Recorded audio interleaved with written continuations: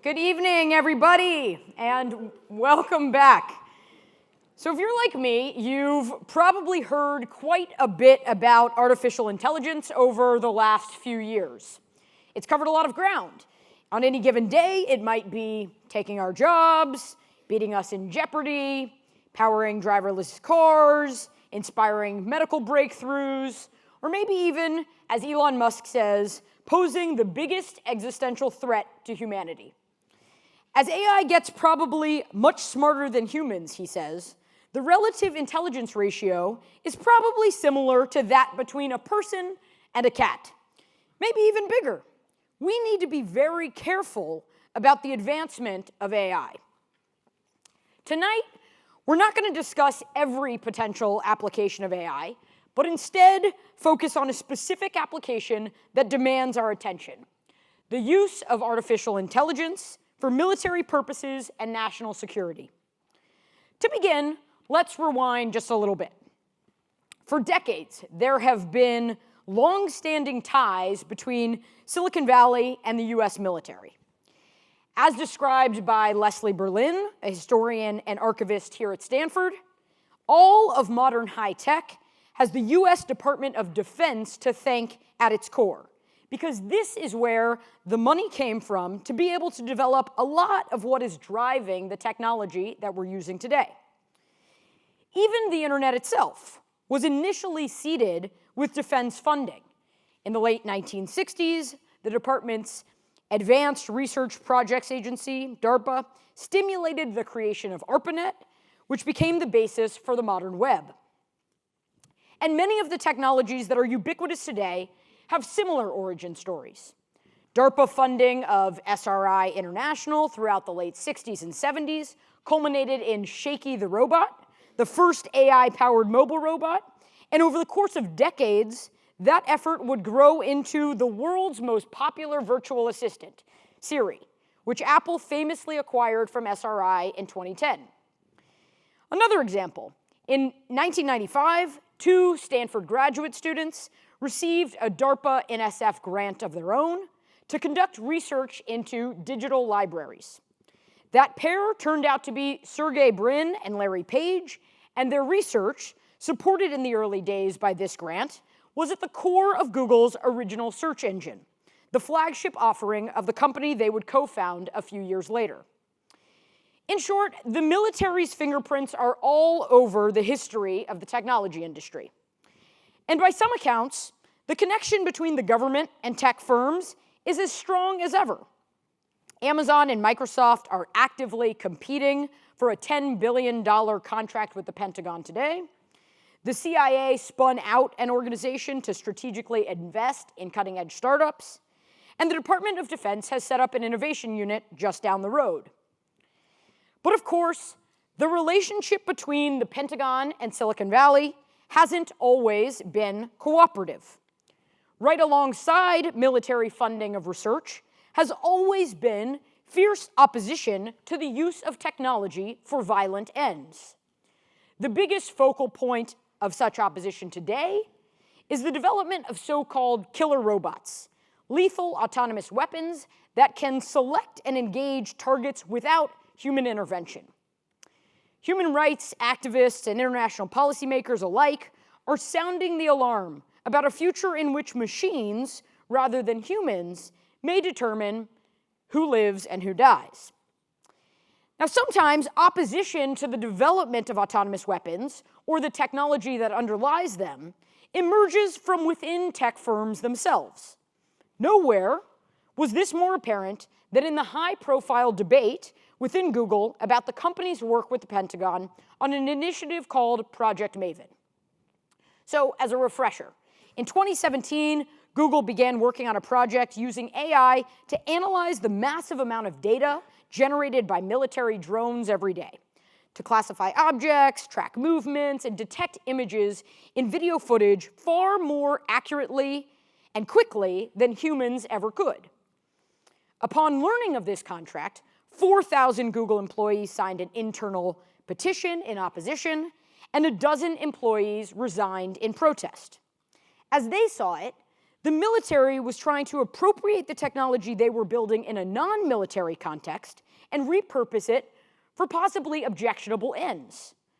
Specifically, they were troubled that their work might be used to improve the targeting of drone strikes, a practice around which there are considerable human rights concerns. And they were firm in their beliefs that, quote, Google should not be in the business of war. So the DoD said they had initiated this project to make drone warfare less harmful to innocent civilians. But as Google employees wrote, this contract puts Google's reputation at risk and stands in direct opposition to our core values. Building this technology to assist the US government in military surveillance and potentially lethal outcomes is not acceptable. Weeks later, Google decided not to renew its contract, citing this employee backlash as a primary reason for the decision. Now, how should we think about this? On the one hand, activists and organized tech employees claimed the decision as a victory, seeing it as an opening for broader reform. A group of them joined with the Tech Workers Coalition to urge not just Google, but also Amazon, Microsoft, and IBM to say no to future military contracts. In their words, DoD contracts break user trust and signal a dangerous alliance. Tech companies shouldn't build offensive technology for one country's military. But on the other hand, critics of Google's decision have at times described the company's handling of it as at minimum ill-informed, perhaps worse, unpatriotic, and perhaps worst of all, something amounting to a unilateral disarmament in a new global AI arms race. In the words of Christopher Kirchhoff, who helps lead the Pentagon's recent push to collaborate with Silicon Valley, the only way the military can continue protecting our nation and preserving the relative peace the world has enjoyed since World War II is by integrating the newest technology into its systems. Denying the military access to this technology, he says, would over time cripple it, which would be calamitous for the nation and for the world. So are these newly empowered employees right to protest their company's partnerships with the Pentagon? Or are they short-sighted in their demands, clamoring for change that might threaten the very global order upon which their lives and companies depend? Google is, after all, an American tech company, protected by the rule of law here in the United States. Now, this debate gets to the heart of why our topic tonight is so important. It's not merely about individual companies' decisions to pursue or forgo specific contracts, but about the broader geopolitical story in which these decisions are unfolding. The military isn't seeking out and investing in new technology just because it's exciting, but rather because AI represents a new frontier for global competition. These events are taking place in a hyper-competitive environment, one in which countries are vying not just for technological superiority, but the economic and military advantages that will accompany it. Around the world, global leaders are taking this seriously. Russian President Vladimir Putin has said, artificial intelligence is the future, not only for Russia, but for all humankind. Whoever becomes the leader in this sphere will become the ruler of the world. Emmanuel Macron announced a significant AI strategy for France just last spring, and 15 other countries have released national plans as well. But when it comes to the global AI race, the US is primarily up against one rival, China. Over the last few years, Chinese leaders have forcefully championed AI development as a national priority. They've laid out an ambitious strategy that promises major breakthroughs by 2025 and pledges to make China the world leader in AI by 2030. Experts estimate that they will commit something on the order of $150 billion to the goal over the next decade. And some argue that absent significant action to the contrary, China is poised to surpass the US in the years ahead. As investor Kai-Fu Lee sees it, China is a more hospitable climate for AI development at this stage and is acting more aggressively in a competition that he says essentially requires 4 key inputs: abundant data, hungry entrepreneurs, AI scientists, and an AI-friendly policy environment. China has some distinct advantages. As an authoritarian regime, The government permits few boundaries between itself and its tech sector, which includes some of the world's most powerful companies, Tencent, Baidu, and Alibaba. They have centralized decision-making and access to as much data as can be collected. Now, noting the profound risk this could pose to the United States, former Deputy Secretary of Defense Robert Work has said, "We are now in a big technological competition with great powers. We cannot assume that our technological superiority is a given. We are going to have to fight for it."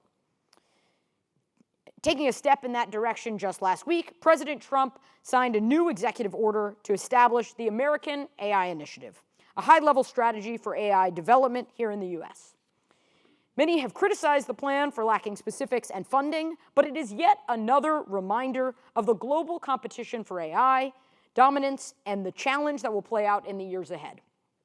Examining that challenge, together with a set of formidable guests, will be our task here tonight. We have with us three extraordinary experts. First is Courtney Bowman, the Director of Privacy and Civil Liberties Engineering at Palantir. His work addresses issues at the intersection of policy, law, technology, ethics, and social norms. And in working extensively with government and commercial partners, his team focuses on enabling Palantir to build and deploy data integration, sharing, and analysis software that respects and reinforces privacy, security, and data protection principles and community expectations. We also have with us Avril Haines, who is a senior research scholar at Columbia University, the Deputy Director of Columbia World Projects, and a lecturer in law at Columbia Law School. Prior to joining Columbia, Avril served as Assistant to the President and Principal Deputy National Security Advisor to President Obama.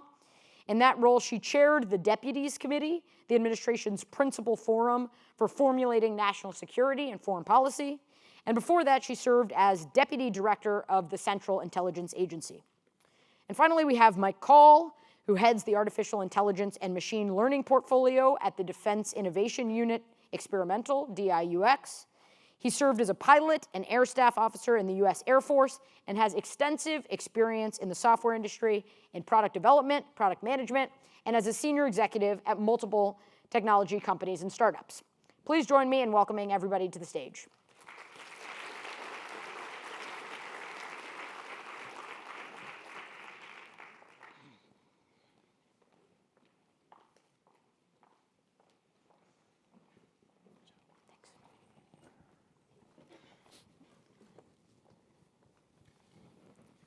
So thanks to our esteemed panelists for being with us, and thank you all for coming back for yet another, I hope, energizing conversation.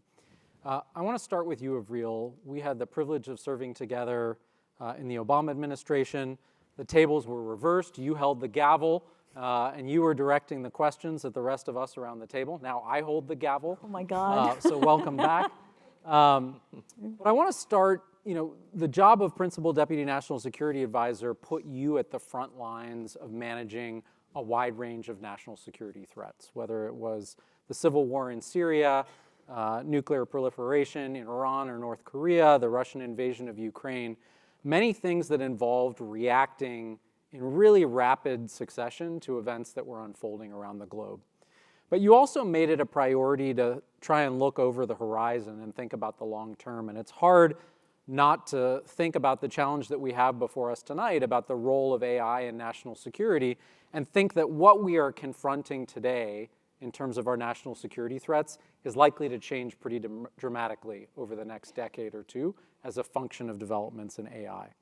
And so what I'd like you to start us off with is your perspective, having been in that role, about what the real challenges are that AI developments present for US national security, and also what some of the opportunities are that are enabled by this kind of technological change.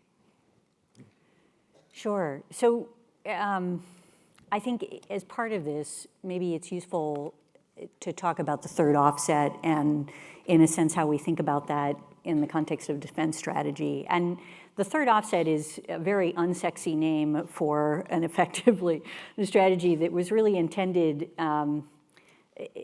to be another way to think about how to promote conventional deterrence and preserve peace.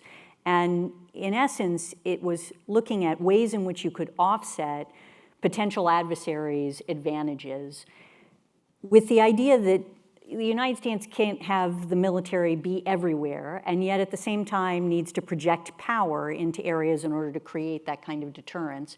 And there were really three elements to it, and technology was one element.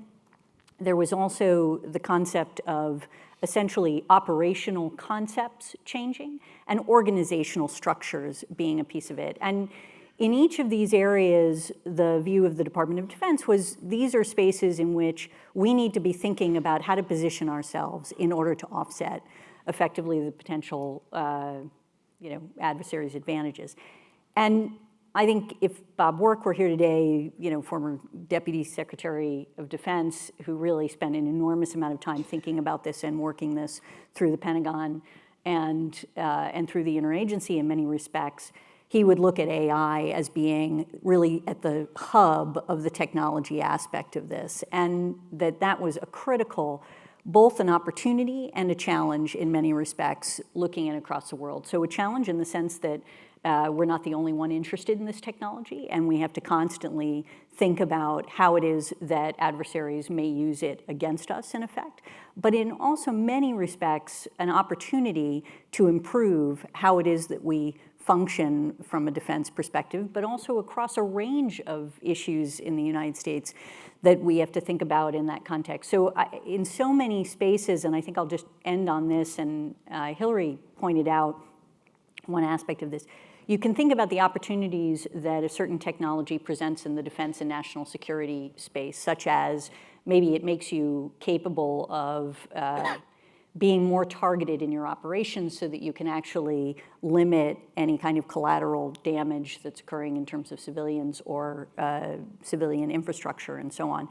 That can be one aspect of it. It can be a tremendous advantage in terms of trying to analyze enormous amounts of information or data that you're coming at and really picking in on what actually matters and analyzing it more effectively by recognizing patterns and so on that are useful to you. There's a whole series of things in the defense area and in the intelligence area that we would think about as being useful uses of AI. But there's also just a tremendous area of science that can benefit, whether you're combining it with biology in the context of health, or you're thinking about it in the context of education, or in the context of so many different spaces.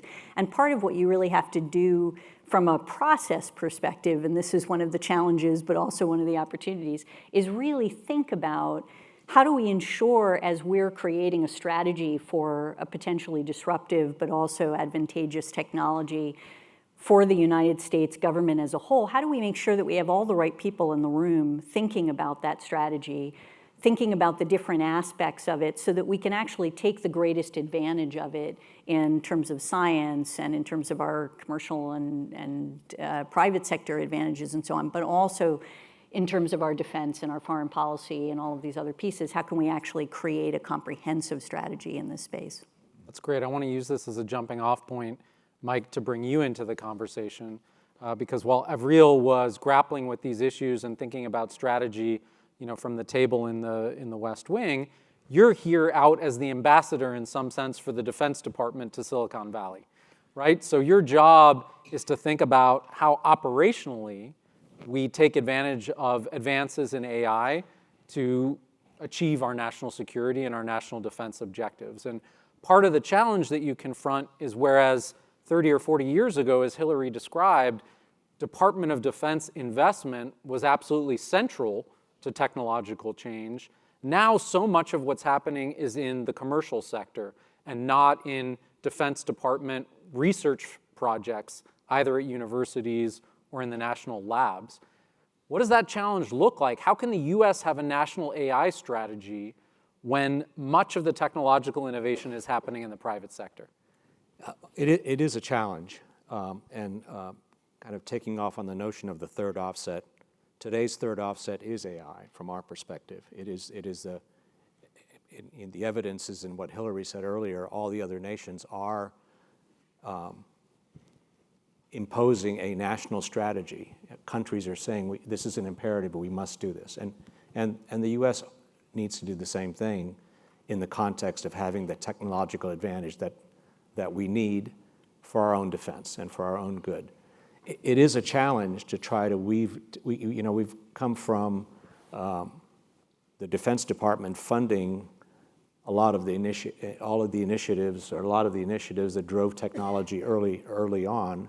The venture community took over and has done an excellent job of funding technology, but that funding now outpaces the R&D funds that the DoD provides. And so we've got to kind of close that gap a little bit if we're going to get somewhere and actually advance the state of the art.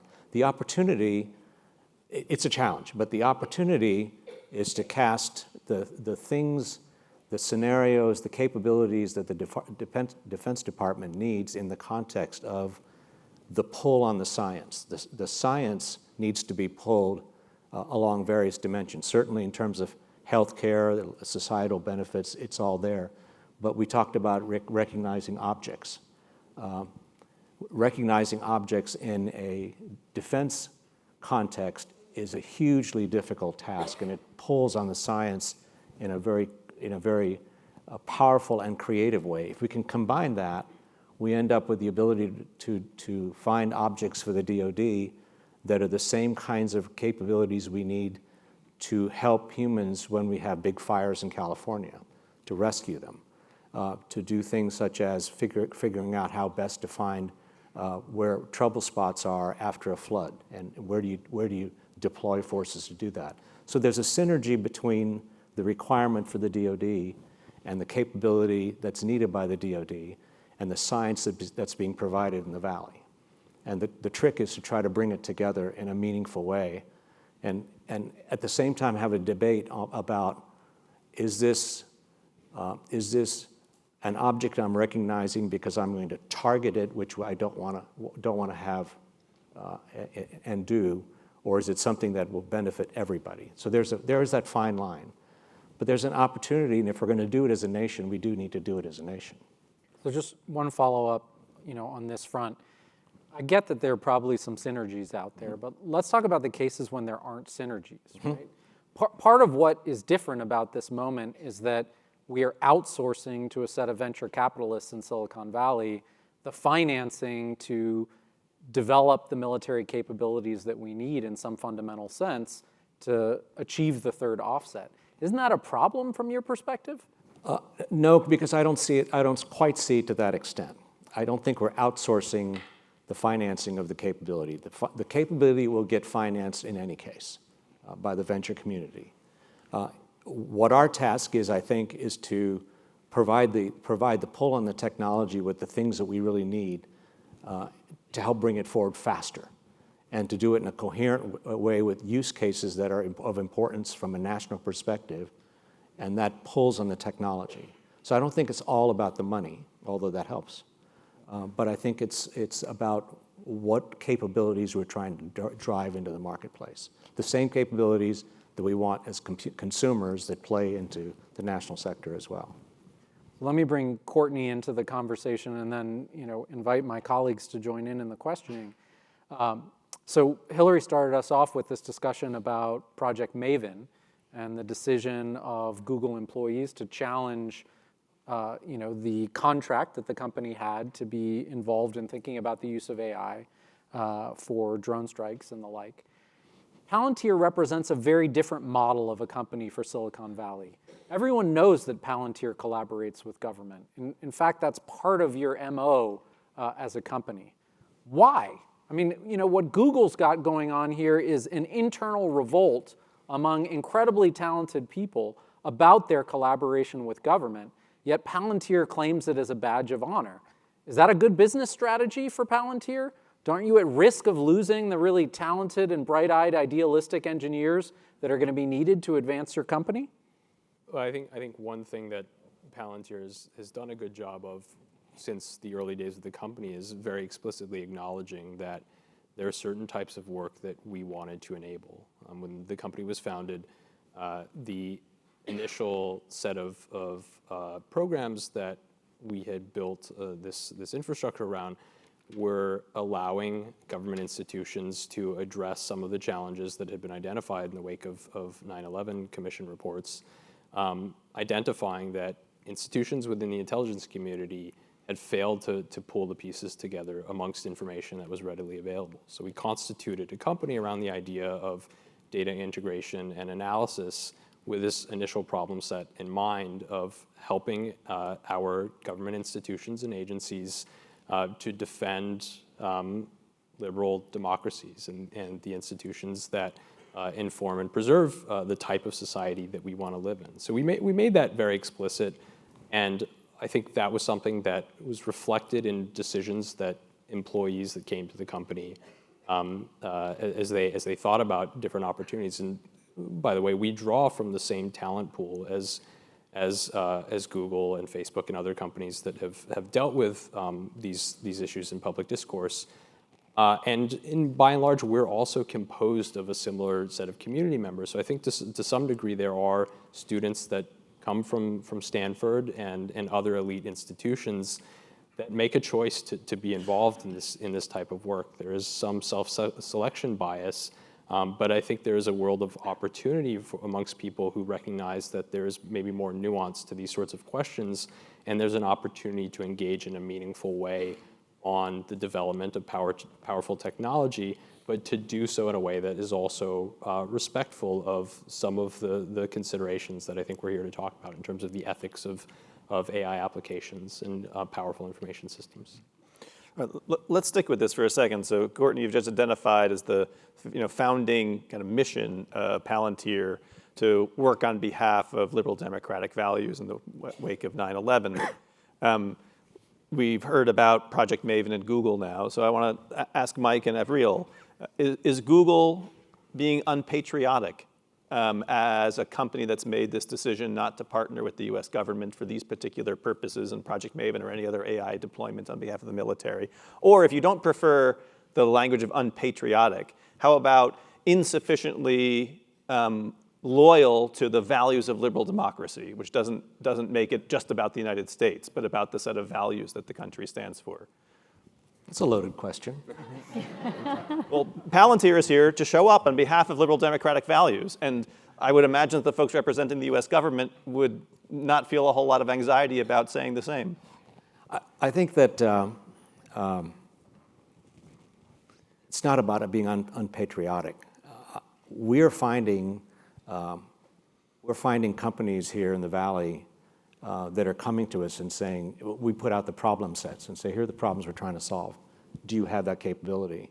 And we are surprised by the number of companies that are coming forward and saying, we'd like to work with you. And in some cases, it's not so much about helping the country necessarily, being patriotic or not being patriotic. In some cases, it's a business decision. In some cases, it's I have this technology, I want to advance it by working on your problem kind of a decision. Mm-hmm. So to some degree, I characterize the Google situation as not so much unpatriotic, but maybe uninformed. With some information, companies are choosing or not choosing to work with the Department of Defense.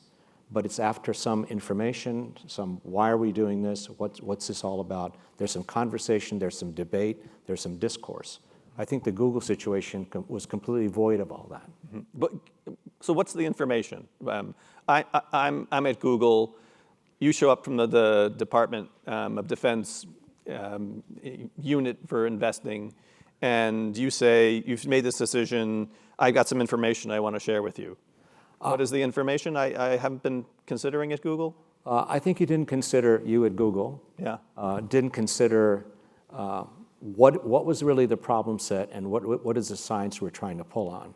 I think the DoD frankly made a mistake by not being open about what they were really trying to do at Maven. It came across in the press as we're taking movies from drones, we're going to analyze those pictures, and we're going to use them for bad things. Mm-hmm. And it just sort of flowed in the paper and in the media. And that may sound naive, but I don't think that's the case. I think if there had been more information and more communication about it with people from Washington coming here and talking about it, the outcome may be different to a degree. Maybe not completely different, but I think the outcome would have been different. One more pass of this. So let's say I'm a Google employee. I'm part of the group that was protesting the company about the project. And I say as a Google employee something like, I came to work here because I bought into the mission of do no evil, and I want to deploy my talents on behalf of the development of technology so long as I'm convinced it's not being used to help kill people. And when I think about making contracts with the Department of Defense, that's oftentimes what is involved, even if it means killing people that folks at Palantir or elsewhere in the government, people who are terrorists, that might be something that, as a citizen, I might wish for. But as a personal endeavor of my own technological talent, it sounds scary. What do you say to that person? You do have to make a choice, and it's not necessarily binary.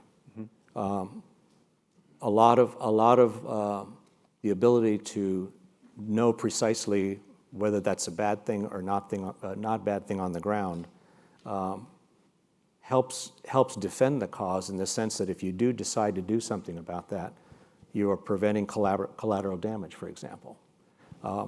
So that's the extreme. If you are going to use it for lethal reasons, you're doing a job that has to be done for lethal reasons, but you're also precluding all of the collateral damage that may come to bear. That's one way to look at it.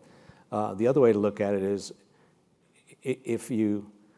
this is indirect, but it's very, very true. If we have the capability of knowing who's a bad person and not a bad person on the ground from a drone in the air halfway around the world, if we have that capability, it precludes the other guys from doing what they're going to do because they know that we're watching. So that's not a bad outcome. I mean, if I could maybe push this a little bit further to think about government capability, maybe start with Avril on this and move to Courtney. And start with kind of a strange question, which is why does Palantir exist as a company? And so the reason why I asked that, if you can give us a little bit of the notion of dynamics, you were saying at the beginning Palantir was identified as a company because there was this need the government had, and we could develop information systems, which seems very worthy. But if that need was identified early on, why didn't the government itself actually go to develop this technology and develop the capabilities to be able to do this? Why was there a need to rely on a private company to do it? So could you help us understand a little bit of the dynamics of how government views that and then how that turned into a private company? Sure. So would you mind if I just started with a little bit of editing on the, just to throw in my hat a little bit on that one too, because I think it's relevant. But so from my perspective, I would not have come to the same conclusion that Google did on this issue. Maybe that's obvious, but just to state it boldly. And I think, and Courtney, to credit you on this, I think you phrased this in the following way, which I quite agreed with. I think it was a missed opportunity for Google to engage in a conversation with the government about essentially what it was that they were doing in that context. But I do think that the conversation that was had at Google with its employees and more publicly in some respects was an appropriate conversation. In other words, I think it is critical for individuals who are working for a company, individuals who are owning and managing a company, citizens, to think about the ethics and the appropriateness of activity that the government is taking and whether or not you want to participate in that and effectively facilitate it in certain ways. And I think that's something that we should be talking about and that is relevant to a decision that they will then have the opportunity to make. I also think it's important to recognize when you have the skills and when you have the capabilities in your company or otherwise to do something that may be useful for society, for your community, for the country in which you live in, that should be a factor that plays into your decision-making on these issues.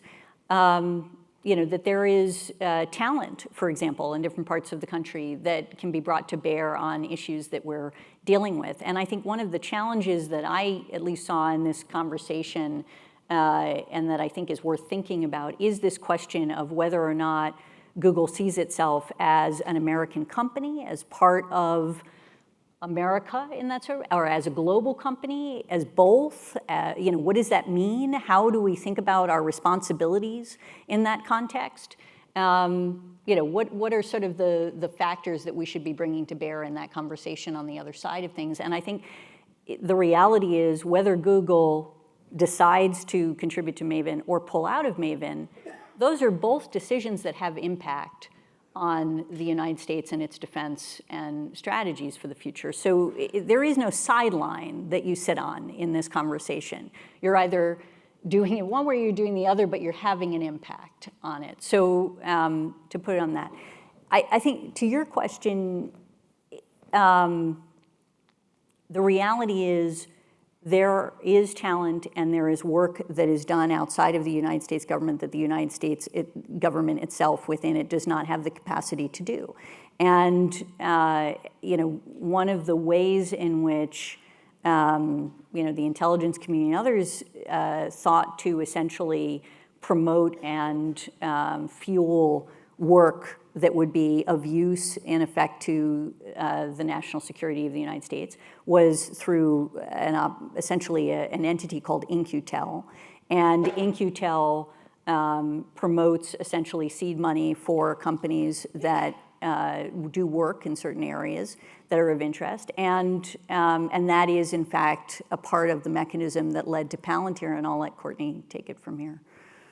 So Palantir, I should clarify by way of level setting, is not primarily an AI company, or at least we don't think of ourselves as primarily an AI or machine learning company. We think of ourselves as a data integration and analytics company, which is to say we work with institutions that have complex data assets that they have access to as part of their normal course of action. And those data assets are in all different sorts of forms and shapes, and they're siloed systems, and they don't interact. So you can imagine when you have one institution that has 20, 30 different data systems, they're trying to stitch that together to carry out their mission or mandate. And those systems don't talk to each other, they don't come in a common format, and you're trying in exigent circumstances to deliver on a task and to address a significant need. That's a very complex order to carry out. So imagine scaling that to the size of multiple government institutions, where different government institutions are holding different pieces of information. And while they may have the lawful means to be able to share that information, because they themselves are individually dealing with the complexity of their legacy systems, they can't do it. So what we set out to do, and one of the reasons that In-Q-Tel made a small initial investment that helped found Palantir, was to deal with this very discrete problem that in a lot of ways is a very unsexy problem. How do you get data to come together in a way that analysts, typically human analysts, can make sense out of that information, enrich it, and take action according to the institutional mandates? That was sort of the focus and the drive behind what we set out to do. Why Palantir as opposed to government entities as an institution that could carry out this type of work? I think if you look at some of the complexities of government institutions, you see that there are, for better or worse, bureaucracies that come into play and make this type of information sharing particularly complex. And the technology to be able to do it may not be an easy thing for certain institutions. And so there is an opportunity for private entities to be able to plug into this space. And there may also be opportunities to expand that technology, that sort of integration of information technology in broader domains, because the reality is that this is not just an issue that exists within government institutions, but virtually every large institution that over time builds up data assets is grappling with the same sort of issue. So I want to follow up a little bit on this point, which is to ask the following question.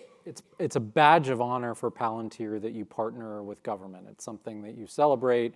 It's something that's core to your identity. In the language that's been used by some of our panelists in the last couple months, it's maybe part of your North Star, your guiding mission in terms of what Palantir is about. The question is, what are the limits on that? How do you draw lines? Are there, Google has faced this challenge from its own employees about sort of not participating with its technology in the killing of human beings. what are Palantir's lines? Is there anything that the government could come to you saying, this is what we want to do, either this government or another government in another country, where you would say, you know what, that's not consistent with our mission? We are proud to work with government agencies in the intelligence community, in defense, with special forces, with state and local institutions, but this commitment to working with the public sector as well as our work in the commercial sector is not without limits. And we as a company have to make decisions and trade-offs about what we're comfortable supporting. The reality of how this decision-making framework plays out is that it's not easy because the problems that you deal with in these spaces are inherently complex. And if we mentioned in a discussion earlier, in earlier days at Palantir, we had set out with a task of kind of defining a set of red lines that we could apply universally to all customers or all potential customers to define what we would do or wouldn't do and the scope of engagements.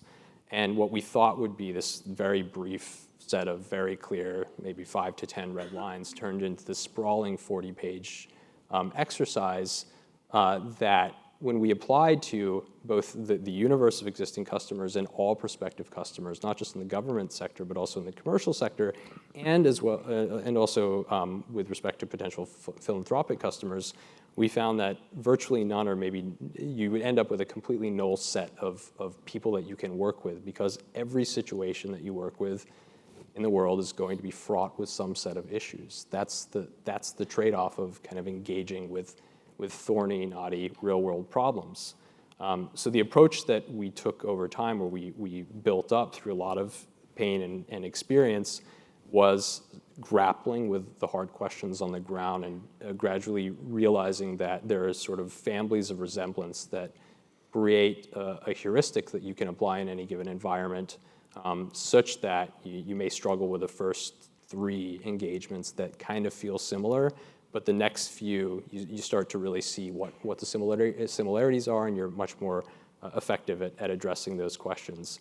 But the short answer is there is no short answer. And the reality is you have to really struggle and toil with the questions inclusive of the moral dimensions of these types of engagements. And can you tell us anything that's on the other side of the red line?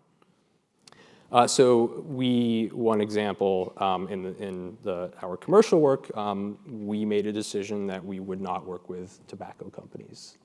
And that was just a principled decision that our CEO made after some discussion within the company. But there are other instances along those lines. Yeah, so I mean, if you have a question on this. Go ahead. So, okay.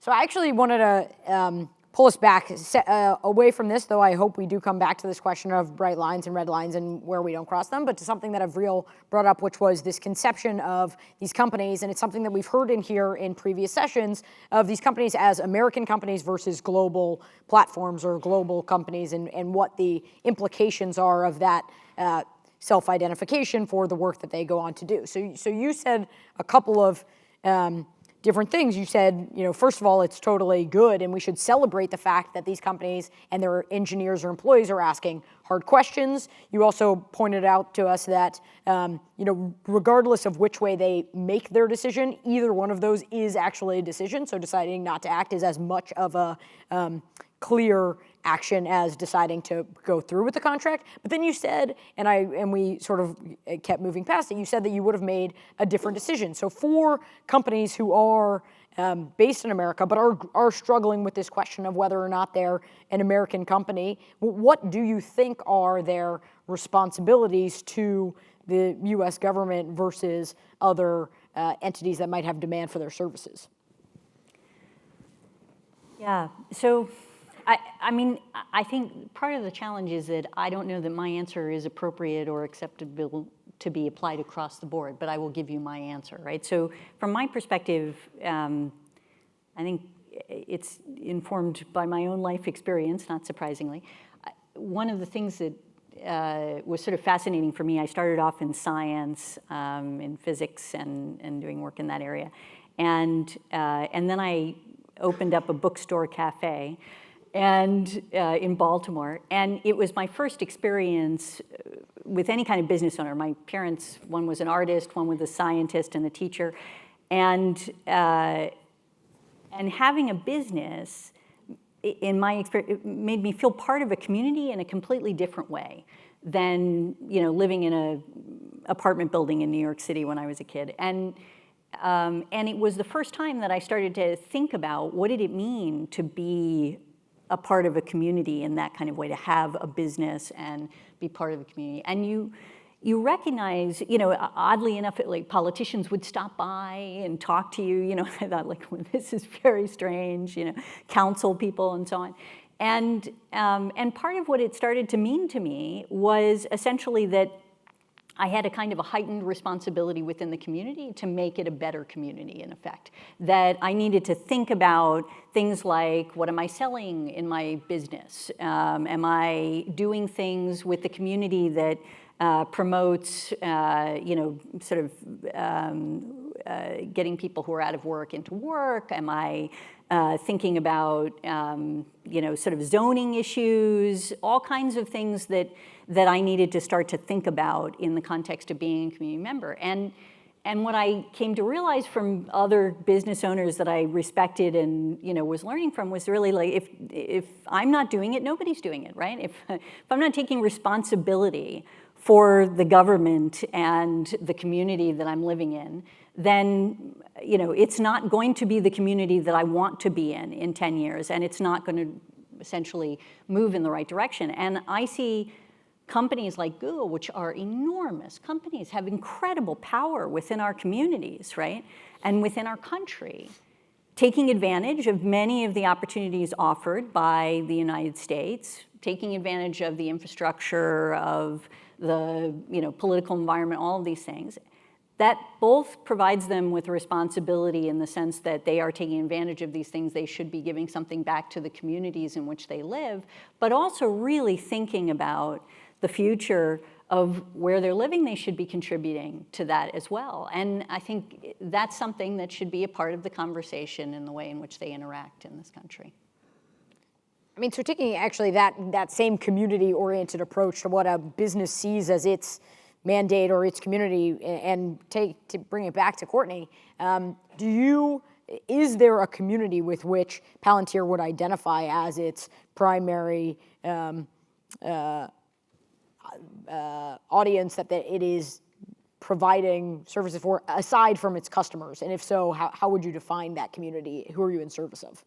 So I think the first layer of community is the community of employees, and those are people who come from institutions like Stanford, people with diverse viewpoints and perspectives and political views, probably not that far removed from the sorts of political persuasions that are represented in this audience. And so one thing we find is that when we engage with that community on these hard questions about who we should be working with or who we should not be working with in the scope of those types of deployments, some of the hardest discussions we have are internal discussions, and we have to pass muster with that community before we can even go beyond that. I would say that another layer of community is we are a company, as we set out from the early stages, we were a company that were directing our efforts towards enabling certain institutions to preserve the society and the values that we consider to be core to our identities as employees of the company, but also as citizens. And so that's probably the next layer of community, and I think there's a lot that falls out from that. As the company has grown and expanded into other sectors and has moved into government engagements internationally, and as well as working with commercial institutions, we've had to broaden that vision to think about how, for example, private organizations, private companies, also play into this view of what are the institutions that are critical to preserving the society we want to live in, and that implicates a certain set of decisions. But I would say, go back to what I said before, this idea of being a part, being an active part, and having agency in preserving liberal democracies is kind of central to our identity as a company, and it is a North Star when we make some decisions that oftentimes have complicated externalities. Let me try here to get into, so, I mean, the question I had in mind just before when Jeremy was asking you about red lines that you might, definitely not want to cross. So you left there again invoking the values of the society that we belong to, the institutions of democracy that you want to defend. Again, those are phrases that understandably would trip off the tongue of someone like Avril, representing the U.S. government. Sounds stranger, perhaps, to come from a private company. But so, again, let's just see. So I imagine that means something like you wouldn't do business with the North Korean government. That's a white line you don't go past. You could then make a more complex decision. Maybe you do business with certain non-democratic regimes and their intelligence services or government agencies, but because you have a view about, by doing business with them in some long-run horizon, you're acting on behalf of liberal democratic values. And so take Saudi Arabia, say. Does Palantir do business with Saudi Arabia? And if you do, how do you think about it as democracy preserving? No, we don't do work with Saudi Arabia, but I think it's an interesting hypothetical. It does raise the questions about whether there are strategic alliances that make sense for us to engage in. And by nature of the work that we do and the sense of institutions that we serve domestically, we would have formal responsibilities to discuss the prospects of working with countries like Saudi Arabia with our counterparts in the US. And effectively ensuring that they're comfortable with that type of work. But the details of whether we would engage under what circumstances really come down to the complexity of what's being asked and understanding the actual context. Treating a country as a monolithic entity that only is represented by the depictions that we see in a few brief newsreels, I think, may not do justice to the fact that governments aren't always monoliths. We know this to be the case in the US. And so you have to really engage on the specific institutions that you might be considering contracting with or working with, and even more specifically, the type of work that would be involved, and then beyond that, understanding the trajectory of that work, whether it aligns with a broader set of values according to the institutions that we serve primarily, and then making a holistic decision based on all of those considerations. So one more thing that comes to mind for me here is to ask, I'm getting the impression that Palantir has a foreign policy, and it's making me anxious. And not because I necessarily disagree with the objectives, but because I don't know what business a private company has having a foreign policy. And the idea would go something like this. On behalf of democratic values, democracies typically have civilian control of the military. So if the work of these folks here is seen over some time horizon to be distasteful to a sufficient number of citizens, the various leaders get voted out of office, and the direction of the military changes over the time. But Palantir has no such accountability structure to citizens. You might internally feel like you work with various agencies, and in some intermediary way, there's an accountability to citizens. But from my perspective on the outside, since I'm neither in the government agency that you're consulting with, nor in any way connected to Palantir, I wonder how it is that you feel accountable to external members of the very values of the societies and the values that you aim to defend. But why should I feel good about Palantir having a foreign policy? I think it's a great question. I wouldn't frame it as Palantir as a private company holding a foreign policy, maybe foreign opinions. But I think your point about accountability is a very fair one. And I think it draws back on the point that we are the people who work for the company have a sense of responsibility, and so accountability foremost is to reflect the way that people within the company think about their comfort levels in working with certain institutions. But the reality is we acknowledge that our view has to be much more sophisticated and cannot just be sort of a go at it alone technocratic approach to the world. we operate within a broader context where political discourse needs to be factored into the decisions that we make. And so what that means is that if we're going to go into potentially fraught environments, we need to have conversations with advisors and officials that we know and trust within government institutions to make sure that some of the approaches that we're taking are in alignment with considerations that they could bring to bear. Okay, Mehran. Well, I wanted to bring Mike into this conversation, actually. So it sounds like you have a point to follow up on this, and so maybe you can also expand on the point with respect to the U.S. government has a pretty clear foreign policy. And so we see, this arms race developing in AI, where one could think of China as an autocratic nation having a very centralized control over the investment they put into things like education and science and how they want to develop particular technologies for particular ends that they want to achieve. And the United States seems to have a very decentralized view of seeing, are there particular companies that will work with us? Are there particular projects that we could potentially fund that may or may not decide that they're going to take the money to do something? And in terms of how that plays out long term, how do you actually see the competitive situation between the United States and China with respect to their policies in terms of AI development going forward? Well, I think we talked about this earlier, or we hinted at it. China has an advantage because they can centralize the way they decide things. They pick and choose the areas they want to fund. They make data available to anybody that wants to use the data. They force the use cases that are going to advance the science. So they come at it top down, and there's not sort of these lines of responsibility. They can start a company from top down. We as a democracy don't get to do that. And so to some degree, we're at a disadvantage. And so you have to pick and choose where you can exploit what you're good at and where you need to get better at things. So the DoD is a very bureaucratic organization, okay? And that's just the way it is.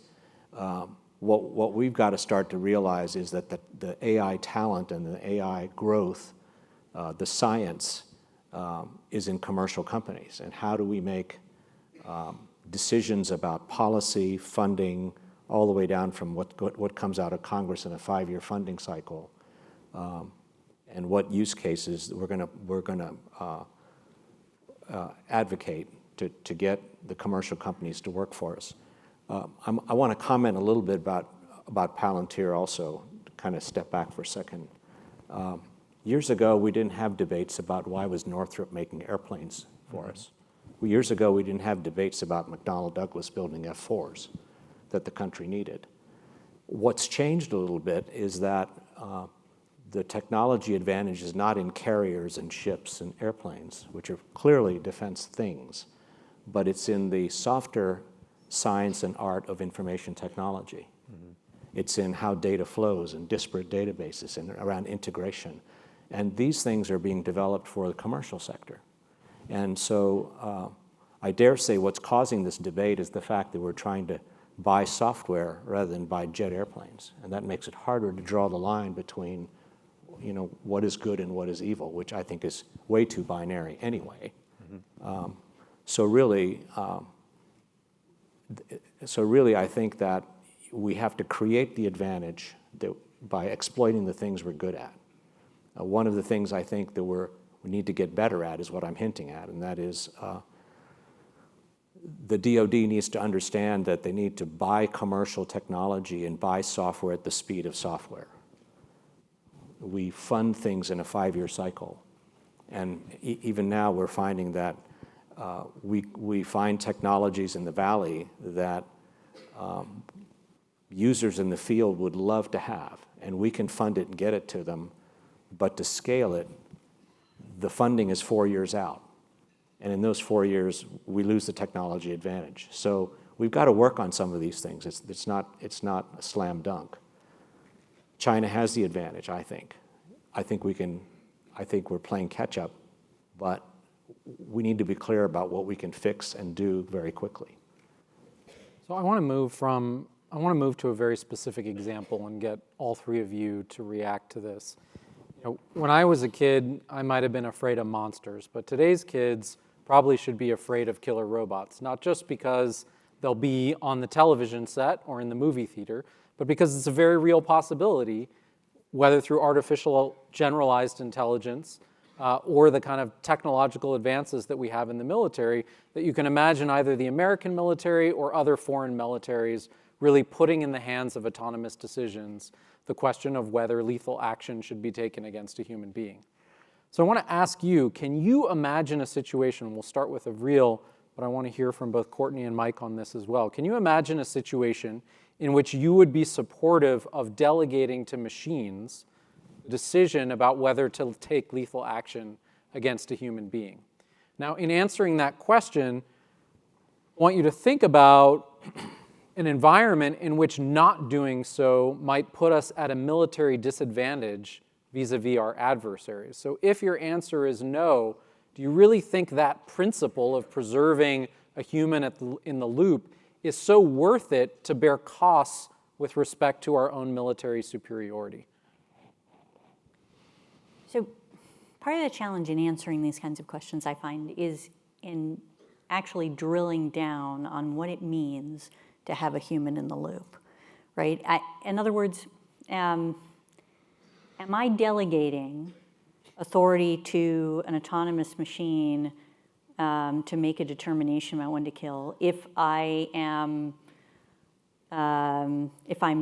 flying an aircraft and I have targeted, I have a target in front of me and it has human beings in it, and that target is an identified target that we have decided we need to hit, but I give the airplane essentially, or the machine or the computer, a certain amount of space within which to decide when to take the strike because it's more capable of figuring that out than I am, right? I've identified the target, it knows what the target is in a sense, but it can decide when it's going to do it, and it can do it within a certain range of space, et cetera.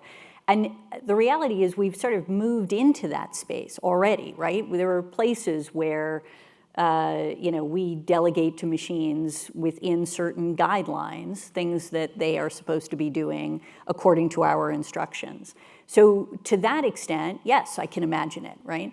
But at the same time, I can't imagine a scenario in which I essentially abdicate all responsibility for what target is going to be hit, who will be hit, et cetera, and I say to a computer that somehow is capable, supposedly, of determining this, you're now responsible for the defense of the United States, and you decide who it is and when you should be taking strikes, et cetera. And it's everything in between that's really important and much more likely to be dealt with. And so in a way, the way I think about this is as follows. I think, and there's, you could spend an entire hour on this issue, right? But, or more, a class maybe. It is, on the one hand, I believe that we are going to see more and more AI, other technology, et cetera, be brought to bear on our defense through machines in a way that is similar to what I described, but even more advanced. And that is clearly because more and more we are seeing how quickly, essentially, it is possible for an adversary to present a challenge to us, in effect, by striking us or doing other things like that. And the question is, when that loop becomes so short, right, how does a human being actually, are they capable of responding quickly enough to defend against the attack that is coming in, right? And the question then becomes, so how do we manage that in a way that retains both our humanity, in a sense, our principles, our, the sort of broader guidelines under which we are willing to use force. How do we do it in a way that is consistent with what we expect to be lawful under the circumstances, which is connected to our principles and our humanity and the way we've designed the law?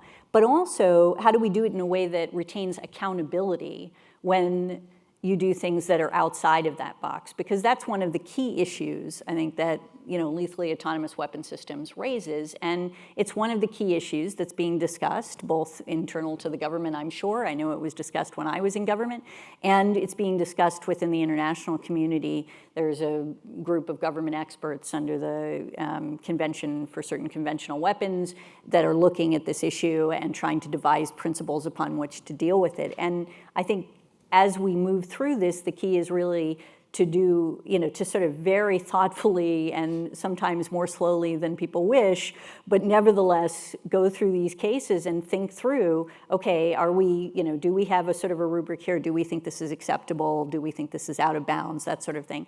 While at the same time, mind you, I think keeping an eye on the policy development so that you don't actually create an arms race in this area that actually is counterproductive to what you're trying to achieve, which ultimately is really effectively defending and preserving peace. So let me ask you one follow-up question before I invite the others in, because Avril is one of the most talented lawyers in the US government.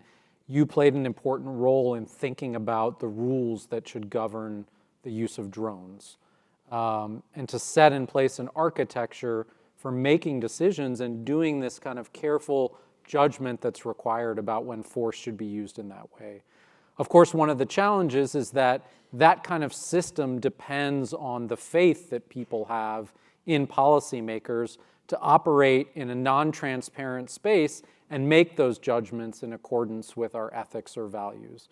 We now find ourselves in a situation where a lot of the architecture that was built during the Obama administration with respect to human-enabled drone strikes has been rolled back by a subsequent administration.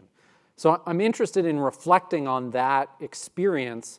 What lessons would you draw for this careful, calibration and experimentation with greater autonomy and decision-making in a space that is not visible to the democratic process, that depends on a lot of trust and faith that people have in policymakers and experts to make reasoned decisions, and at a time when that trust is evaporating, given the events that we see in Washington? Is this something that really can be left to the executive branch to carefully navigate in the way that you described, or do we need some democratic deliberation about this and some external oversight of the use of these capabilities? There's a lot there. All right, so first of all, I am not one of the most talented lawyers in government. I'm not even in government anymore, but there are so many extraordinarily talented lawyers in government in any event. And it's true, I participated in this effort to do this. I think, I'll try to boil it down to a few things I'd say on this. One is, I went into law in large part because I thought lawyers really understood, in a sense, how to affect change in society. And I was inspired through civil rights and a variety of other spaces where I saw law have an enormous impact. I have come now to a point where I still think law is critically important and important to change and so on. But I think at least as important and possibly more important in this moment in history is culture, in a way. It's sort of the norms that we have that are not necessarily legally binding, but nevertheless are the ways in which we determine what is acceptable behavior, what's unacceptable behavior, and how we think about things and approach challenges. And it's largely because I think these things are so important in their interaction together to create an environment in which you can actually promote what you think is, for example, better decision-making or activities that you believe are reflective of society. And I think in the national security space, you do naturally have an area where, first of all, if the executive branch is not doing it, I don't know who is doing it, right? So you really only have one option. And in the context of the executive branch, because it's national security, there are going to be certain aspects of it that are not going to be public. And when it comes to oversight, then you have to rely, in effect, on Congress. And that is a key piece because they can receive classified information and they are a separate branch of government. And you rely very little on the courts simply because so little of what is in national security can be brought to the courts. So that is sort of the structure that you have, in which case you need to invest in those structures and in those oversight spaces in order to actually make them effective. That's one piece. At the same time, I also believe, and this is something I know President Obama took a very strong view on and that we tried to do a lot of, but still I think he would even say not nearly enough and as much as we would want, which is to create as much transparency as possible around the frameworks. And in the context of the activity against remotely piloted aircraft and a variety of other ways of taking action against terrorist targets and outside of areas of active hostilities, which is a very challenging space and one in which there had not been transparency. President Obama gave a speech, provided a lot more transparency than had been provided, and I think it was the right thing to do because we do have to have debates in our democracy about these issues, and it's the only way in which we can actually effectively, I think, challenge some of the preconceptions that are in the executive branch sometimes that become part of your groupthink concern. But Okay, so in about 5 minutes, we're going to turn to the 2 mics that we have in each of the rows to open it up to your questions. We know there's a lot of demand to ask questions in the group, and so we wanted to try that format tonight. Let me flag for you that in asking your question, your voice will be on the video that's being recorded and made public, although your face will not, just given the way the cameras are set up. So know that if you're standing up to speak, you will be heard. But perhaps not seen. So we will do that at 8:20. And let me just invite either Courtney or Mike to jump in on this question of sort of humans out of the loop with respect to making decisions about lethal action.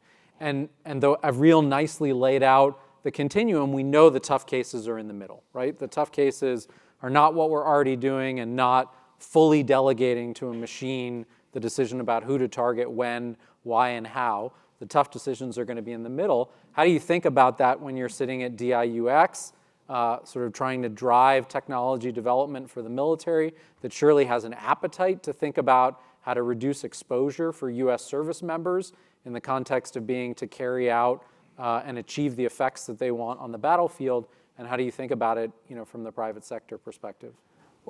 I'm of the belief that, and I do look at it as we're driving technology change and we're picking and choosing the things that are getting investments, that we want less exposure for our military members as they're trying to do their jobs, but we also want the accountability built in. So, and then there's a part of me that as an airplane driver myself, you sort of look at it as in the context of an actual combat situation, what plays out, what scenario plays out in terms of time, distance, and all of those things that happen, whether it's a close-in thing or a very far-away thing in terms of combat. I think that the human in the loop has to be there. So if you're looking for the binary yes or no, I'm on the side of human in the loop. In the decisions we make in investments as well as the decisions that we're making in terms of what technologies we're bringing forward and in what applications and in what contexts. Trying to decide what target, where, when, and provide the box within which to operate can be delegated and should be delegated to a machine because you can probably do it faster, better, cheaper, and more accurately.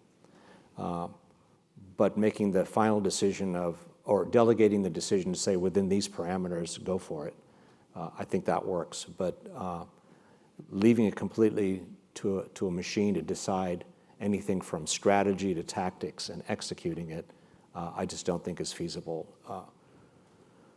Mostly because of our own ethics, values, and culture. You could probably get the technology to work. But I don't think it's a good idea, and it doesn't fit in terms of our value system to make it happen that way. So I'm on the side of no, human in the loop. Courtney? I'm a skeptic with respect to the question of whether the technology will get us there, and I think this is a point that ties on to some remarks that Avril made earlier around the point of the criticality of having public discourse around these issues. I think part of that discourse needs to involve an effort to peel back the layers and understand the nature of what this technology can and cannot do. We mentioned AGI, artificial generalized intelligence. It often comes up in these discussions, but in my mind, it's a bit of a bogeyman when you think about history. Look at the history of artificial intelligence. The golden age began not a few years ago. The golden age of artificial intelligence was supposed to have started in 1956. And then we had not one, but two AI winters in between. And in the early days, the late 50s, early 60s, you had these towering figures in computer science like Marvin Minsky make declarations like within a generation, all of the significant problems of artificial generalized intelligence would be largely solved, and we would likely have robots walking amongst us. That's clearly not the case.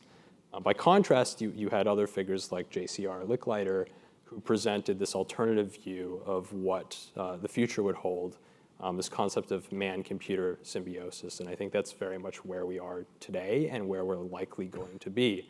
But this discussion, this historical discussion that I think we should really draw upon, calls attention to some fundamental limitations that need to be factored in. And one of those fundamental limitations, when we think about not just the capability of artificial generalized intelligence, but specialized applications of artificial intelligence like computer vision, is the realization that computers don't understand, and they're not capable of carrying out cognitive tasks, including making moral judgments. And I don't think we're very close to actually getting to that point.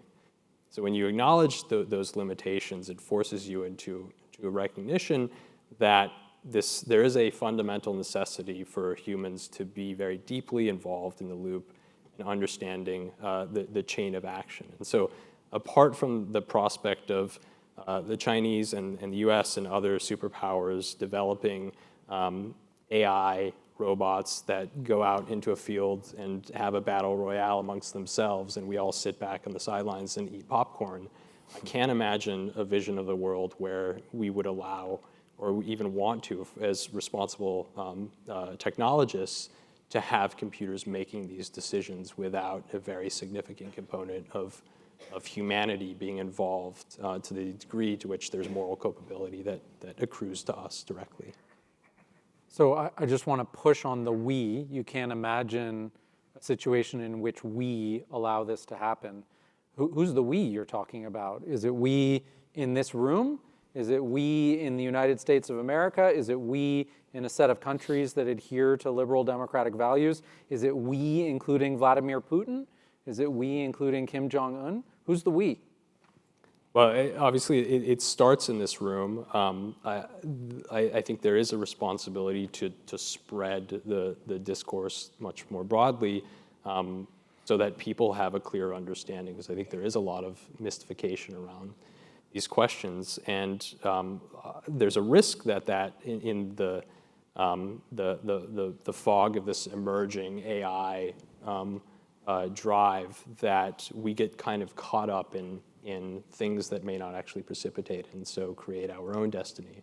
So I don't know what that means at an international scale. I don't know how exactly you drive that discussion across global institutions, but I think there are historical examples that we may be able to draw from with respect to Cold War and the Cold War and the earlier technology offsets and discussions around the prospects for nuclear armament. There may be some lessons that we can derive from those experiences in terms of how to facilitate that international dialogue. Okay. Feel free to stand up by the mic if you have questions that you want to ask our distinguished panelists. And we'll start over here. Hi, I'm Raj. So where do we draw the line? Is it the business we need to make from the company? Or do we focus on nationalism? Or do we focus on corporate social responsibility? Example here is, when it is a local US company, you are focused on one nation. Now when you're a distributed organization like Google, are you responsible to nationalism, supporting nationalism in each country, or should you be only in the country where you operate? that's the debate a company goes through in any given organization. So it's Go ahead. Yeah, take it. so I would take it the following way. It is the business's decision. So in this area, we start companies. And when we start companies, we start with a product, and we start with a business model. We very seldom, you're a bit of the exception, and I hope there are more exceptions, that start in the military context or the government context. So we start with some product that we're going to sell. And along the way, we make decisions about what markets we're in, who are our competitors. So even in the commercial sector, we used to make decisions about who to sell to, who not to sell to, for a variety of reasons. And that was before we even considered going into the military or national sector. So I think as companies evolve, they'll start with a product and a business, but they'll evolve and create the market, and along the way they'll create a value system and a culture that supports the answer to the question when it arrives. Hey, look, DIUX has come to us with an opportunity to get a contract with the government. Should we say yes or no?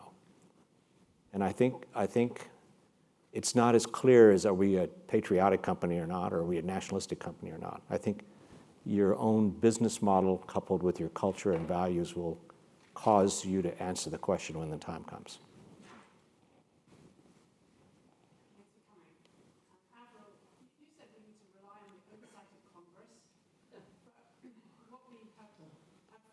Explored together over several of these sessions is a great concern that we all have, that the people who are in Congress today don't seem to understand a great deal about tech at all, whether it relates to defense or other things. And that's in spite of all the briefings that I'm sure are coming from people who do understand tech in various branches of government and the DoD, as well as all the people that have been put next door with all the lobbying of all the Silicon Valley, sticking people next door to go and teach them tech.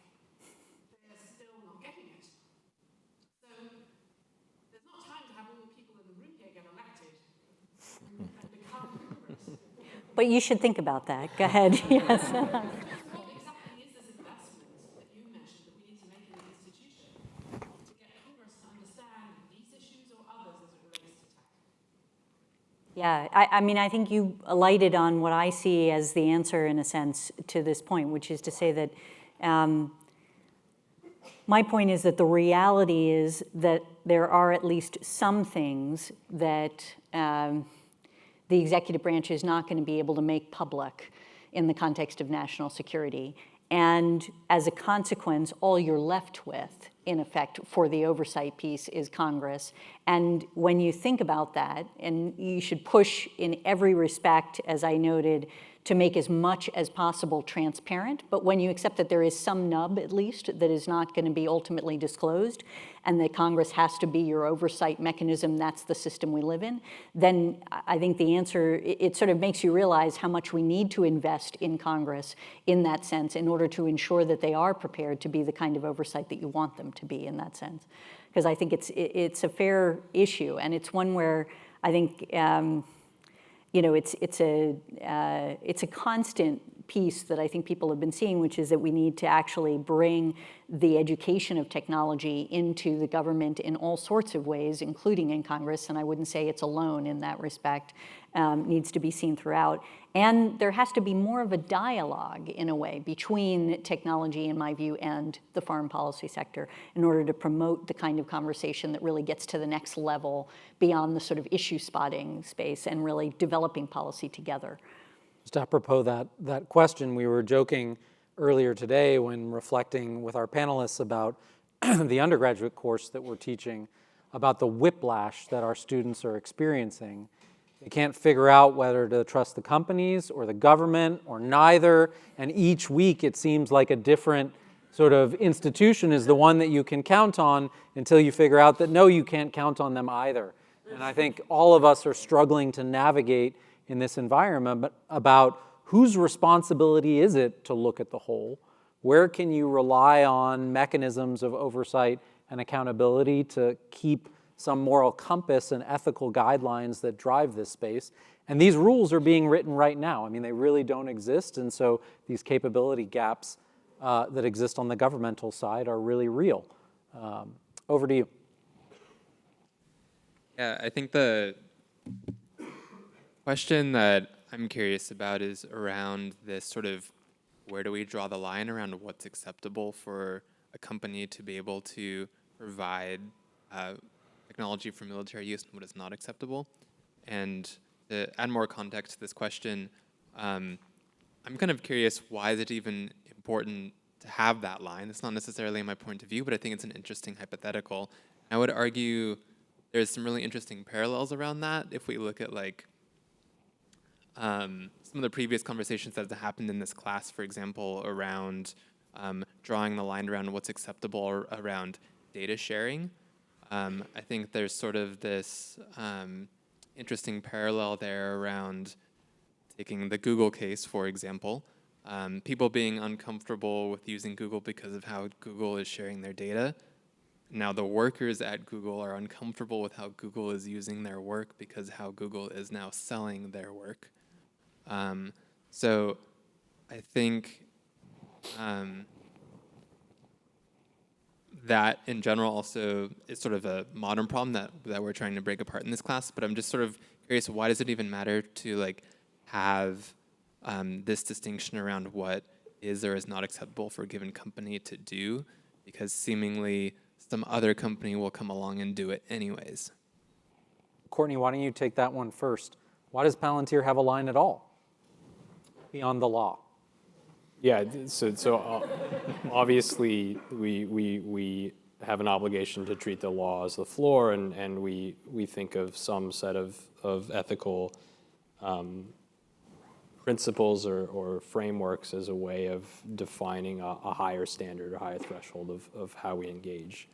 I mean, I think there's an interesting thread to your question, which is why have red lines when they're invariably going to be crossed, not just by other institutions, but in different contexts. And this is one of the points that I was trying to draw out earlier when I talked about this exercise to define red lines, is an acknowledgement that so much of the decision-making around these hard questions comes down to the context.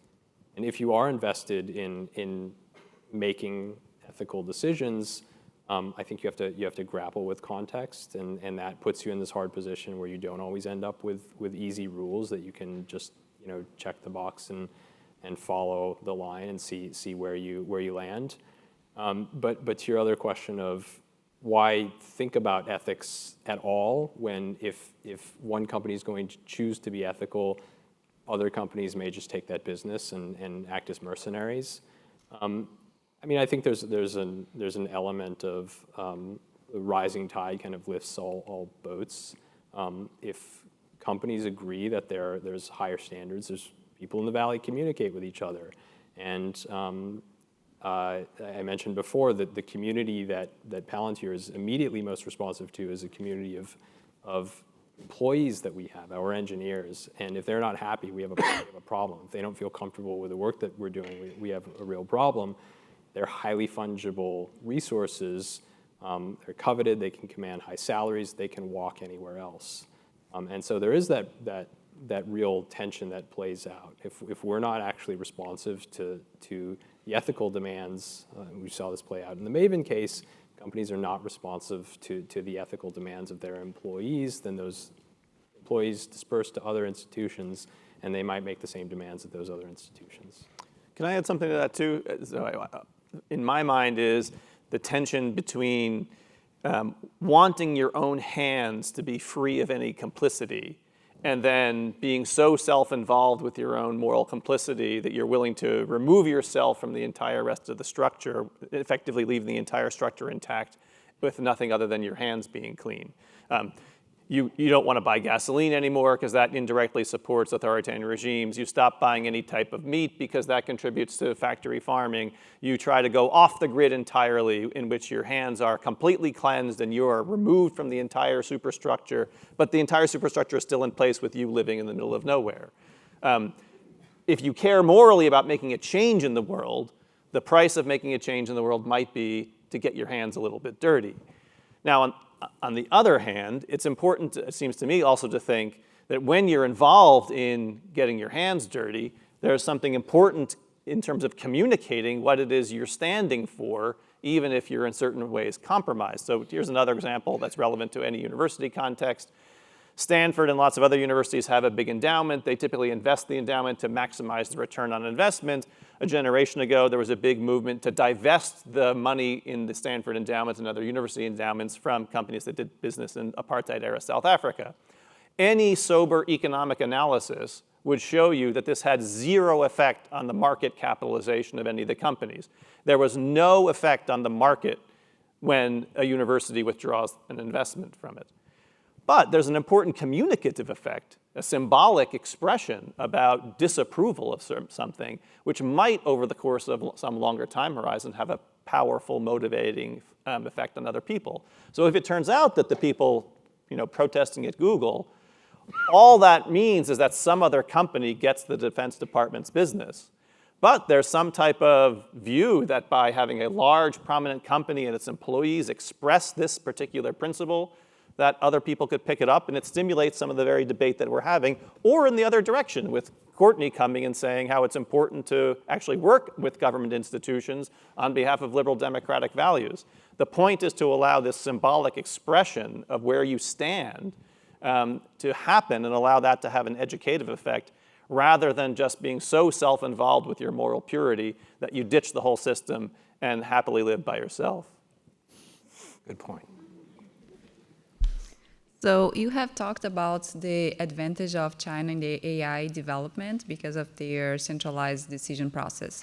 So what do you think are the main impacts of China surpassing the US in the AI development?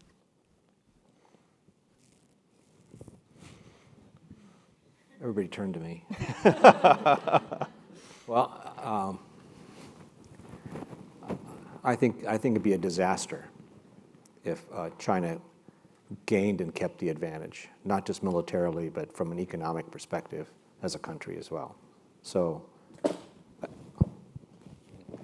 I think this is sort of the moment that we can't fall behind any longer. So the simple answer from my perspective is question what is the impact of the Chinese getting ahead? I think it's a disaster.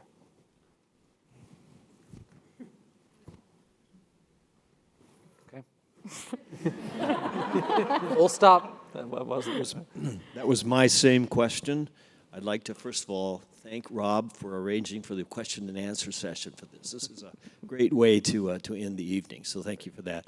I would like to explore that just a bit more, Mike, because you obviously are sensitive to it. When you talk about a top-down arrangement with China, what would you envision in 20 years from today, if things, you mentioned this being a disaster or a dangerous situation, what could that look like from your perspective? The disaster itself? Well, I think militarily, it's the third offset going the other way. Our whole notion of the third offset was to have several elements of our infrastructure, our organization, and then our technology, not necessarily in that order, where we had an advantage. And that caused us to have the advantage in a way that we weren't overspending, that we could afford, is a better way to put it. And I think we would lose that.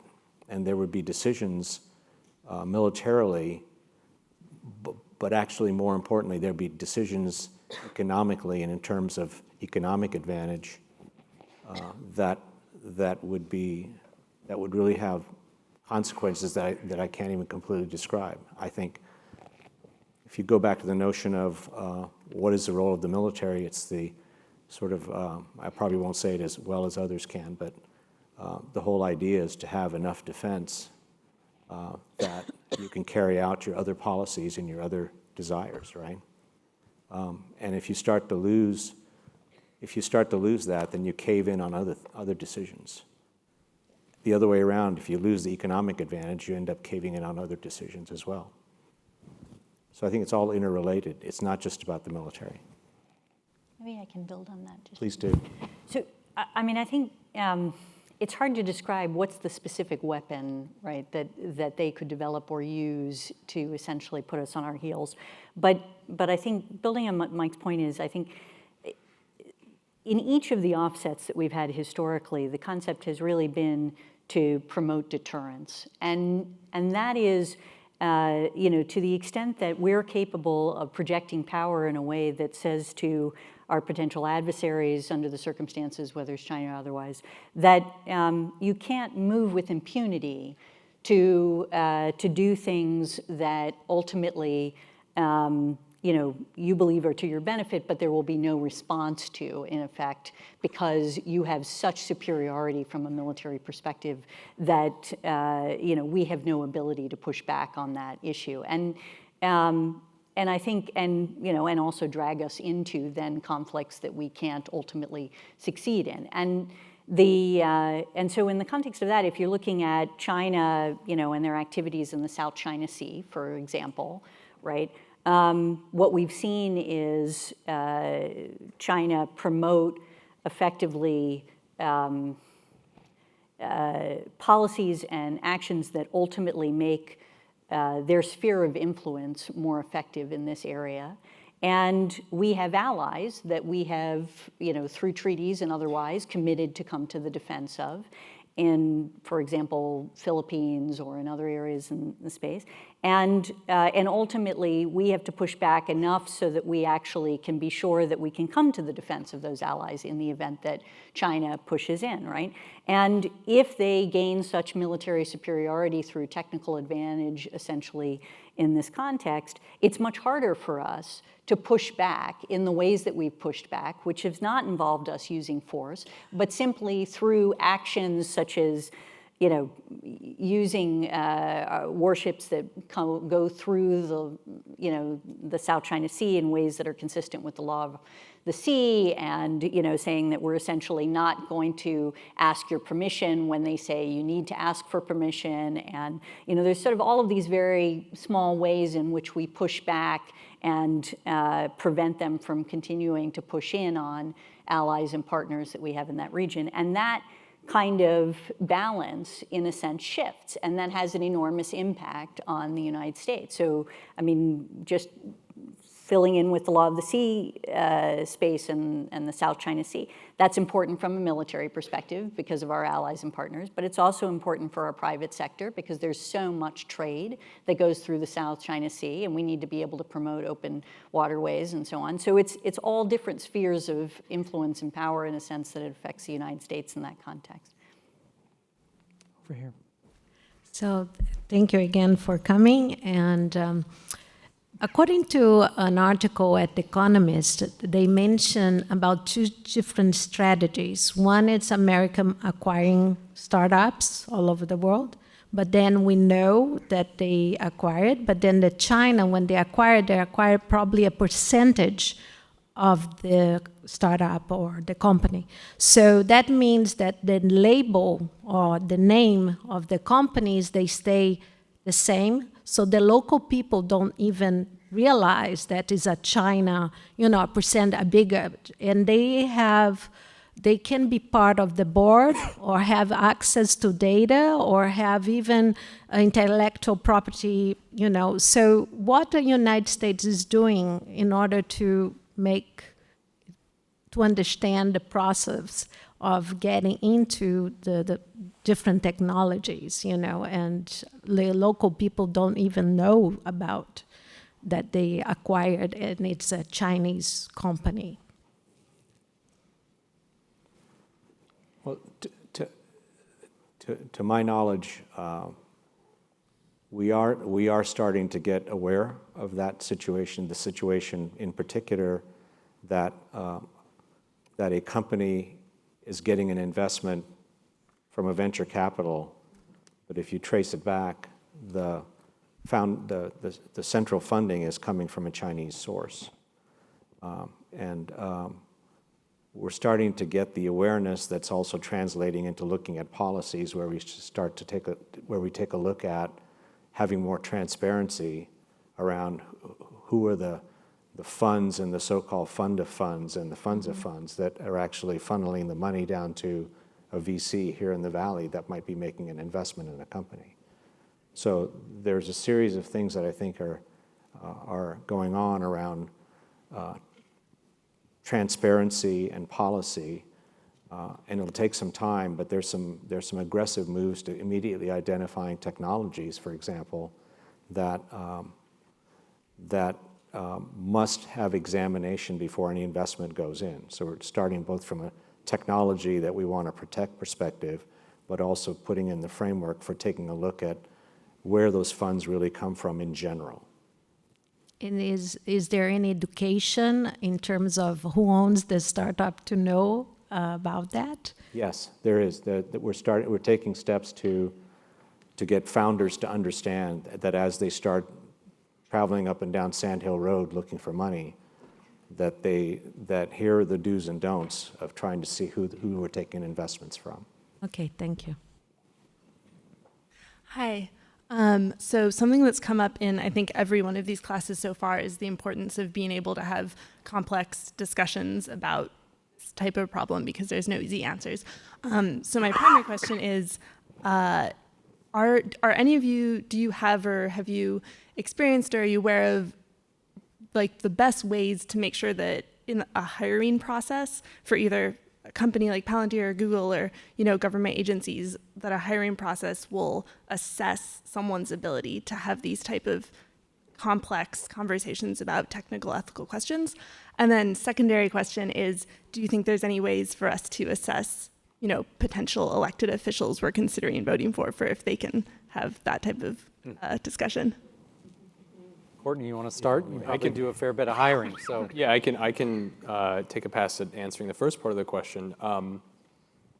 Yes, the answer is yes. In fact, this is something that we look at all the time, and I struck a note earlier around caution about the exuberance towards artificial intelligence, the prospects of artificial intelligence, machine learning, as panaceas for all of the world's problems. And so this is sort of a filter for me when I and others at Palantir interview people. If candidates come in with strong computer science backgrounds from esteemed institutions like Stanford, and all they can talk about is how they want to just get in there and get the data and do machine learning and artificial intelligence without any thought as to what the deeper implications are to that type of work, that's kind of an immediate strike against them.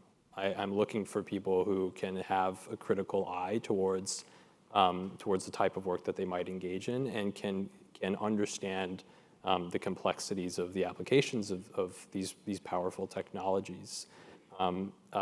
We're always on the search for people who are willing to ask these hard questions. In fact, given the nature of the work that we do, the fact that we have sort of operated from this position that we don't accept this false dichotomy that when we originally started, it was, you either trade privacy for security or the other way around. In this case, we also reject what seems to be an emerging false dichotomy that you either choose a strategic advantage through artificial intelligence or you choose moral purity. The world's much more complicated than that, and if you can't engage in those complexities and come up with nuanced answers that really dig at those questions, then you're probably not going to fare well in those sorts of environments. But if you can come to the table and have an informed conversation about those sorts of things, that's going to be a mark in your favor at a company like Palantir. How to foment that at other institutions, I don't have a great response to, other than that the computer science course that you're taking right now with a focus on ethics is, I think, critical to building a generation of engineers who are able to go beyond just the technical dimensions of their trade. Who wants to help us choose qualified politicians? It's too hard. There you go. I was going to just talk about in the context of government hiring. I mean, it is,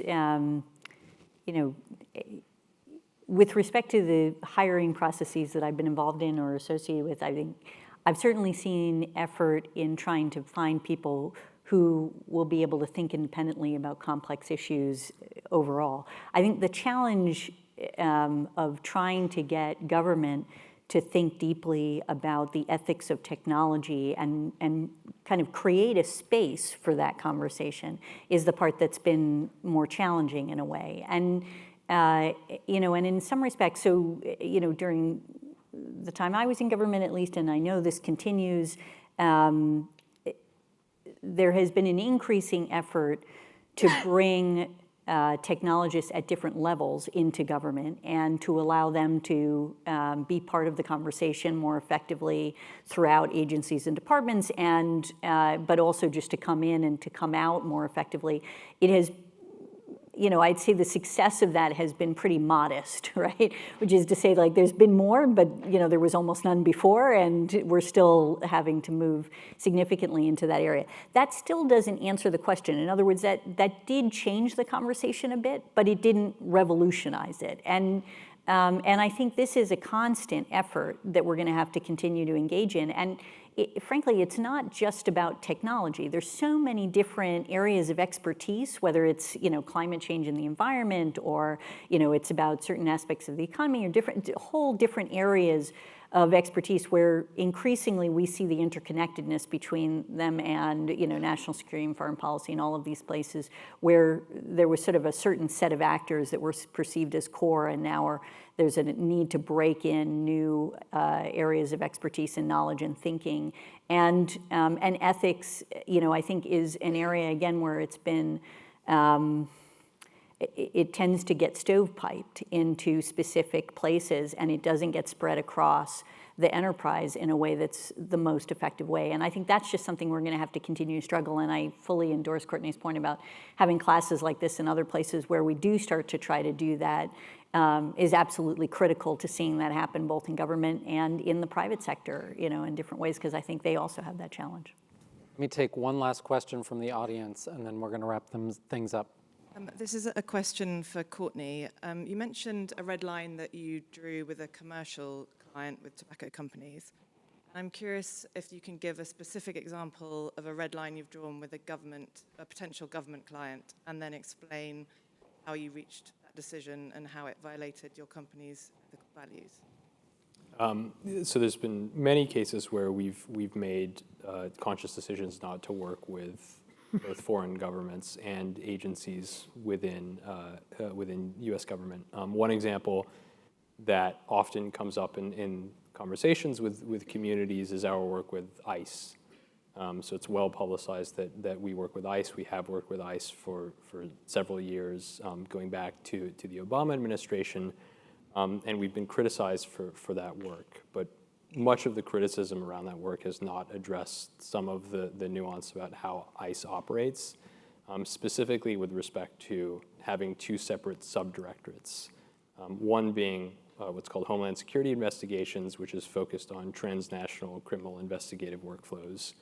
So things like weapons smuggling, drug trafficking, human trafficking, usually multi-year, large-scale investigations.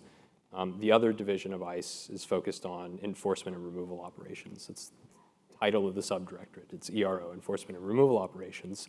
And that's the division of ICE that's largely been responsible for carrying out deportation under the current administration.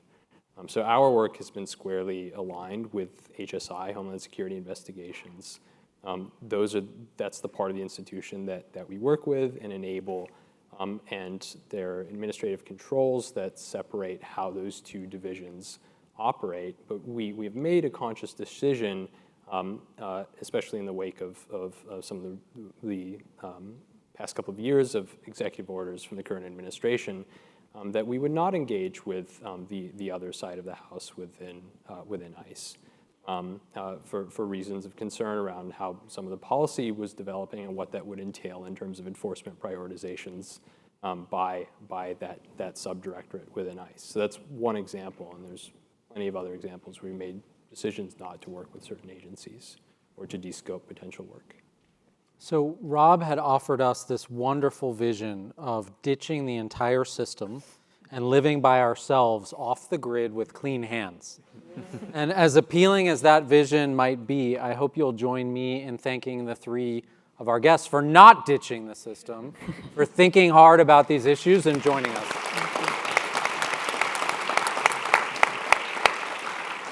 And we will look forward to seeing you at our next discussion, where we'll be focused on the power of private platforms and the implication of that for our public deliberation and debate. Mm-hmm.